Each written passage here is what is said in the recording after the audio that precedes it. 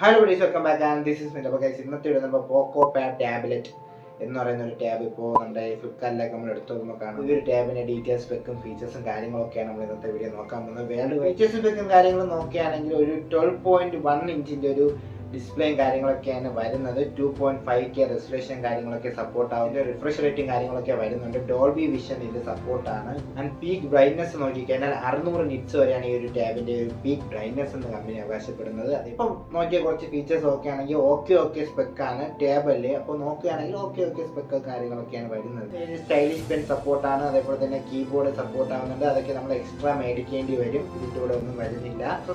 Processor നോക്കിക്കഴിഞ്ഞാൽ Snapdragon 7 Gen 2 എന്ന് പറയുന്ന ഒരു പ്രോസസ്സറുമായിട്ടായിരിക്കും ഈ ഒരു ടാബ് മാർക്കറ്റിൽ അവൈലബിൾ ആവുന്നത്. അതേപോലെ തന്നെ ഈ ഒരു 20,000 പ്രൈസ് റേഞ്ചിൽ ഈ ഒരു പ്രോസസ്സർ നോക്കുകയാണെങ്കിൽ ഓക്കെയാണ്, സെറ്റാണ്, പൊളിയാണ്. അപ്പോൾ ലേറ്റസ്റ്റ് ആയിട്ട് ഇതേപോലെ എല്ലാ ടെക് അപ്ഡേറ്റിനും വേണ്ടി നമ്മുടെ ചാനൽ തന്നെ സബ്സ്ക്രൈബ് ചെയ്യുക, വീഡിയോ ലൈക്ക് ചെയ്യുക.